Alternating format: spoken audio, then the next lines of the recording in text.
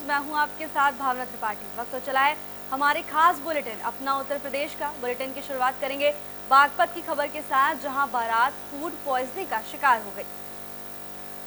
दरअसल मामला बागपत आयशा कॉलोनी का है, जहां से बारात गाजियाबाद से दुल्हन लेकर वापस लौटी थी। अचानक बारातियों की तबीयत बिगड़ने लगी, जिसके बाद सभी को जिला अस्पताल लाया गया, जहां पता चला कि दावत का खाना खाने से बारात फूड पॉइजनिंग का शिकार हुई है, जिनका उपचार जिला अस्पताल में चल रहा है। जिला अस्पताल के डॉक्टर ने बताया कि कुछ लोगों की हालत बेहद गंभीर थी, लेकिन फिलहाल अभी सभी लोग खतरे से बाहर हैं। 10-20 आदमी गई। 20 एक आदमी। खाया क्या इन लोगों ने? वहाँ क्या क्या था खाने में? चाउमीन के बताया सारे, चाउमीन ज्यादा पिया, दवा का लेडीज ही है। चाउमीन, पनीर पनीर नहीं है, चाउमीन ज्यादा, फूड वगैरह, फास्ट फूड का सामान ज्यादा था बच्चों बालकों ने। बारात किस समय गई? 12 बजे, 2 बजे की भी चालू। 2 बजे गई। लड़की का क्या नाम है? दुल्हन का क्या नाम है? रीना। ये उल्टे दस्त हुए बच्चों का, हमारे भी उल्टे दस्त थे। बारात में गए थे अंदर बागपत से, खाना खा के वापसी आए और सबकी तबीयत खराब हो गई। कितने लोगों की तबीयत खराब? फिलहाल तो यहाँ 15-20 है। औरत भी है इसमें? औरत भी है। 15-20 कहाँ है? 8-9 आदमी। बारात कहाँ गई थी? लोनी। अच्छा, ये जो है मामला यह है कि ये लोनी में बारात में गए हुए थे। वहाँ पर जो है इन्होंने बारात में खाना ना खाया, जिससे कि ये अपने घर आए तो इनको सीवियर पेन एब्डोमेन शुरू हुआ और वोमिटिंग और साथ में लूज मोशन की कंप्लेन पाई गई है। और हमारे यहाँ जिला अस्पताल में आए हैं और कुछ लोग जो है काफ़ी डिहाइड्रेटेड थे, उनको पानी की बहुत कमी थी, जिसके हम लोग उपचार शुरू कर दिए हैं और उनका ट्रीटमेंट सुचारू रूप से चल रहा है। लगभग कितने मरीज हैं? करीब 18 से 20।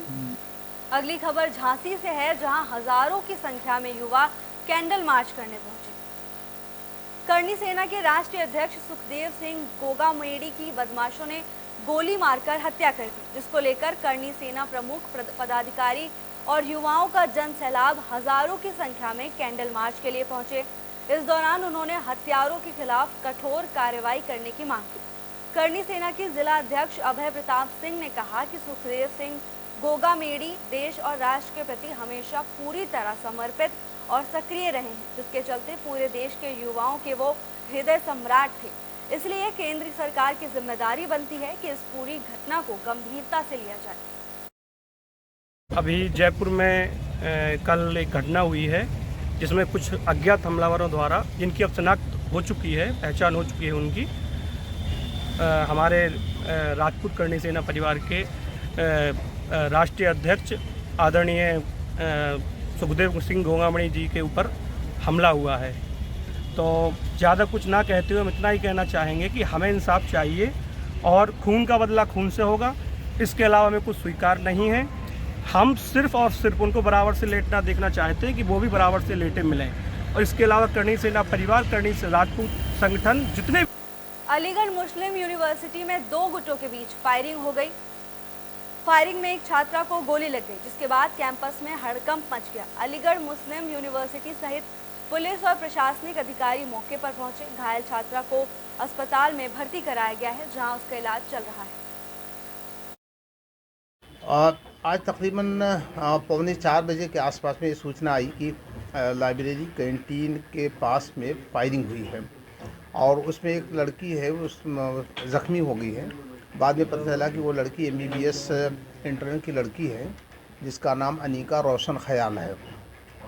उसको फ़ौरन मेडिकल पहुंचा दिया गया था और उसके फ़ौरन बाद ही पुलिस को हमने कॉल कर लिया था। वो लोग आ भी गए और हमने ताबड़तोड़ 2-3 जगह रेड कराया और उसमें से एक जगह नदीम तरीन हाल से एक जो मुजरिम है वो पकड़ा गया है। फिरोजाबाद में वाहन चोर को पुलिस ने गिरफ्तार कर लिया है। थाना पुलिस ने वाहन चोर गिरोह के 3 सदस्यों को गिरफ्तार कर लिया है। पुलिस ने चोरी की हुई 4 पहिया वाहन और एक मोटरसाइकिल भी बरामद की है। पुलिस ने चोरों के खिलाफ मुकदमा दर्ज कर लिया है। तीनों आरोपियों को न्यायालय के आदेश पर जेल भेज दिया गया। CO प्रवीण तिवारी ने बताया कि थाना पुलिस द्वारा प्रभारी निरीक्षक अनिल कुमार सिंह के नेतृत्व में संदिग्ध वाहन की चेकिंग की जा रही थी। इसी दौरान पुलिस ने तीनों चोरों को गिरफ्तार कर लिया है। देखिए, जनपद फिरोजाबाद में श्रीमान वरिष्ठ पुलिस अधीक्षक महोदय के निर्देशन में लगातार अपराध एवं अपराधियों के विरुद्ध कार्यवाही प्रचलित है।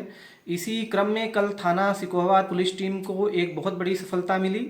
दौराने चेकिंग संदिग्ध व्यक्ति वाहन कुल 3 संदिग्ध व्यक्ति नवीन, सारिक और सानू को गिरफ्तार करके जब उनसे पूछताछ थाना सिकोहाबाद पुलिस टीम के द्वारा की गई तो उनके कब्जे से कुल 4 चोरी के 4 पहिया वाहन और 1 मोटरसाइकिल बरामद हुई।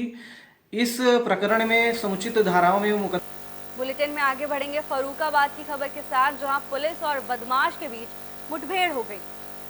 मुठभेड़ में बदमाश के पैर में गोली लग गई। बदमाश को अस्पताल में भर्ती करा दिया गया है। आपको बता दें, बदमाश 25,000 का इनामी है। आज दिनांक 6/12/2023 को समय करीब 8 बजे अंतर जनपदीय शातिर अपराधी दीपक उर्फ सोनू पुत्र इंद्रपाल निवासी शरीफपुर थाना कुरावली जनपद मैनपुरी का रहने वाला है, मोहम्मदाबाद पुलिस और एसओजी टीम के साथ पुलिस मुठभेड़ में इनको घायल हुए हैं ये, और इनके पास से एक पैशन मोटरसाइकिल, एक तमंचा 315 बोर का व एक कारतूस व एक खोखा कारतूस व 2 अदद जिंदा कारतूस बरामद हुआ है। इसे इलाज हेतु सीएचसी भेजा गया था। उसके बाद इनको हायर सेंटर रेफर कर दिया गया है। बाकी इसके ऊपर 161/2023 धारा 411, 413, 414, 420 आईपीसी के अंतर्गत मोहम्मदाबाद थाने में केस भी। बुलेटिन में आगे बढ़ेंगे पीलीभीत की खबर के साथ, जहां एक परिवार पलायन करने को मजबूर हो गया है। एक परिवार अपनी बेटी को शोहदों से बचाने के लिए पलायन करने को मजबूर हो गया है। परिवार ने मकान की बिक्री को लेकर संबंधित फ्लेक्स भी दरवाजे पर टांग दिया है, जिसमें यह लिखा गया है कि वो गुंडों से परेशान होकर गांव से पलायन करने पर मजबूर है। ग्रामीण का कहना है कि 2 महीने पहले उसकी बेटी घर में सो रही थी। रात में पड़ोसी युवक घर के अंदर दाखिल हुआ और बुरी नीयत से बेटी को दबोच गया। बच्ची ने शोर किया तो परिजन जाग गए और आरोपी युवक को पकड़ लिया। इसके साथ ही युवक को कमरे में बंद भी कर दिया, लेकिन रात में ही युवक के परिजनों ने घर पर धावा बोल दिया और मारपीट करने के साथ ही घर में तोड़फोड़ भी की। परिजनों ने रिपोर्ट दर्ज करा दी थी, लेकिन कोई कार्रवाई नहीं हुई, जिसको लेकर पीड़ित परिवार पलायन करने को मजबूर है। मकान बेच रहे हैं इसलिए कि सब गुंडे लोग बहुत परेशान करते हैं, धमकी देते हैं। कि कौन है? तो मुकेश।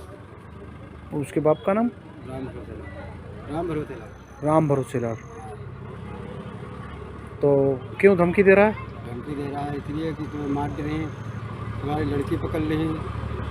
अरे हाँ, बेइज्जती करेंगे। आपने मुकदमा भी तो लिखाया था, तो उसमें क्या हुआ? पुलिस ने कोई कार्रवाई नहीं की। बुलेटिन में आगे बढ़ेंगे पीलीभीत की खबर के साथ, जहां सफाई कर्मचारी पंप ऑपरेटर का काम कर रहा था। पीलीभीत के नगर पंचायत न्यूरिया हुसैनपुर में एक व्यक्ति की नियुक्ति सफाई कर्मी के पद पर की गई, लेकिन वो पंप ऑपरेटर का काम करता था। उसे रहने के लिए पंप परिसर में बना क्वार्टर भी दे दिया गया, लेकिन चुनाव होने के बाद नगर पालिका अध्यक्ष बदल गया। ईओ अधिकारी हरपाल गंगवार ने नगर पंचायत उड़िया हुसैनपुर का कार्यभार संभाला तो उनके संज्ञान में आया कि सफाई कर्मी के पद पर तैनात हबीब अहमद से पंप ऑपरेटर का काम लिया जा रहा है, जिसके बाद उन्होंने सफाई कर्मचारी को सफाई व्यवस्था के कार्य पर लगा दिया। सफाई कर्मचारी ने बीमारी का झूठा प्रार्थना पत्र दिया और घर बैठ गया, लेकिन इसी बीच धरना प्रदर्शन करते हुए नगर पंचायत के कुछ कर्मचारियों का वीडियो सोशल मीडिया पर वायरल हुआ, जिसमें झूठ बोलकर छुट्टी पर गया कर्मचारी भी नजर आया, जिसको लेकर ईओ ने कहा कि वीडियो उनके संज्ञान में आ गया है और कार्रवाई की जाएगी। हाँ, ये हमारे यहाँ एक कर्मचारी है हबीब अहमद, जिसकी मूल तैनाती सफाई कर्मचारी के पद पर हुई है। वो पहले से पंप ऑपरेटर के रूप में कार्य कर रहा था, तो उसके मूल पद पे भेजने के लिए उसको एक नोटिस 26 तारीख को दिया गया। उसकी ड्यूटी लगाई गई थी वार्ड नंबर 13 में सफाई कर्मचारी, जो कि उसका मूल पद है जिस पर उसकी नियुक्ति हुई। उसके बाद वो एक डॉक्टर के द्वारा प्रिस्क्राइब पर्चा देता है, जिसमें डॉक्टर ने उनको 15 दिन का प्रयागराज में गांव के प्रधान ने सचिव को हटाने की मांग की है। चंदहा गांव के प्रधान मूल चंद्र गुप्ता ने गांव के सचिव को हटाने की मांग की। प्रधान का आरोप है कि सचिव पूर्व प्रधान के कहने पर मनमानी ढंग से काम करता है, जिसके कारण गांव के पात्र लोगों को सरकारी योजना का लाभ नहीं मिल पाता है। उन्होंने कहा कि सचिव धर्मेंद्र कुमार यादव गांव में रहकर दलगत राजनीति करता है और हमेशा जातिगत काम करने की बात करता है। इससे हमारे गांव का विकास संभव नहीं हो पा रहा है।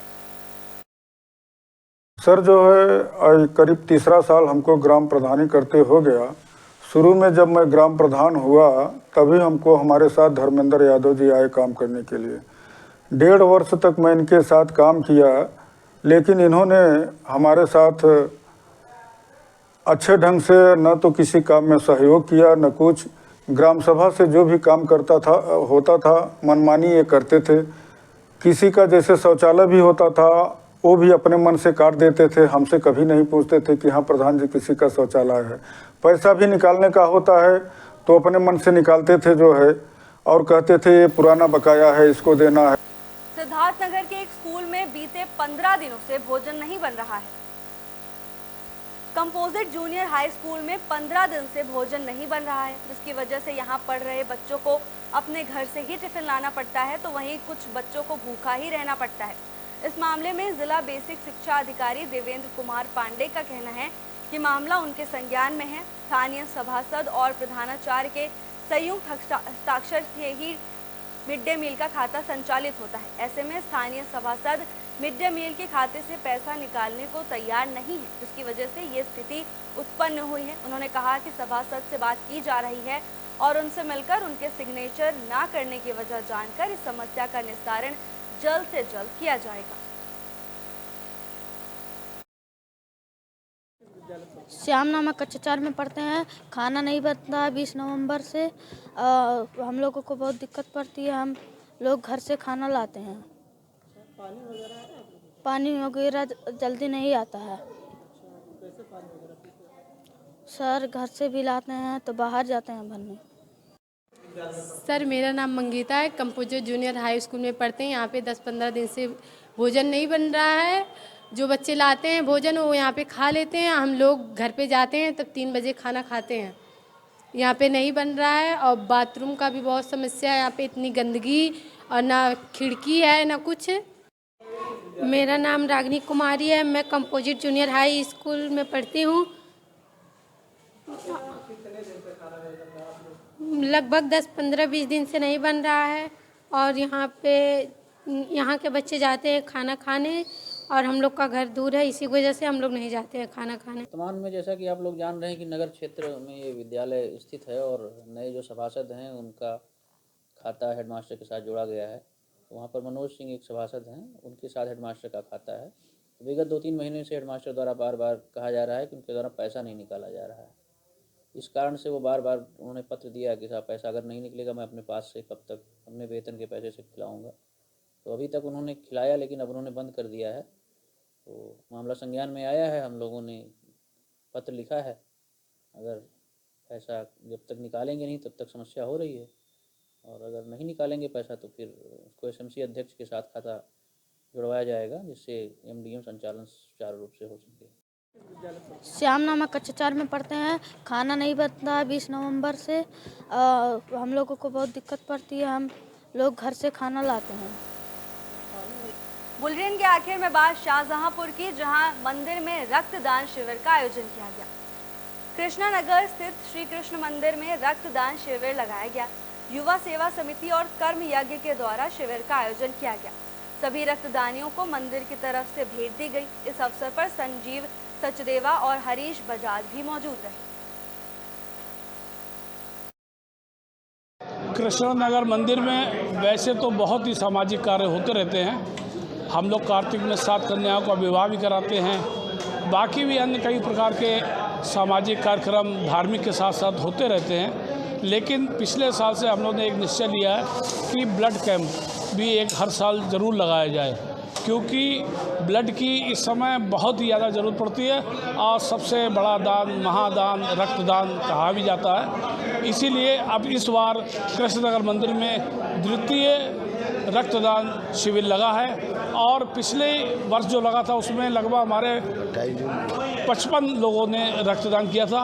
इस बार हम लोगों ने 28 जून 2023 में एक प्रथम रक्तदान शिविर लगाया था कैंप श्री कृष्णा मंदिर में ही। वो हमने पहली बार वो प्रयास किया था, उसमें हमारा 51 लोगों ने उसमें रक्तदान किया था। तो ये तो ठाकुर जी की कृपा है जो पहली बार में हम 51 लोगों ने हमारे मंदिर। अपना उत्तर प्रदेश में फिलहाल के लिए बस इतना ही। ताज़ा तमाम अपडेट्स के साथ जुड़े रहने के लिए देखते रहिए एबी स्टार न्यूज़।